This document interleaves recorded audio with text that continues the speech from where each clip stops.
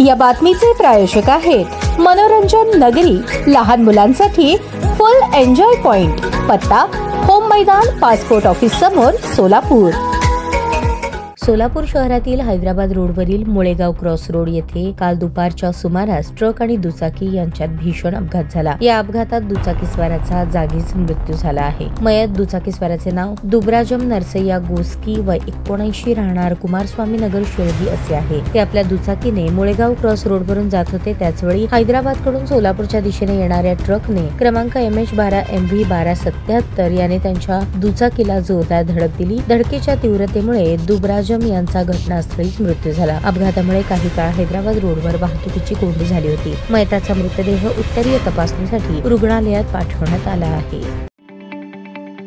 ताज्या बातम्या पाहण्यासाठी प्राईम महाराष्ट्र न्यूज चॅनलला सबस्क्राईब करा.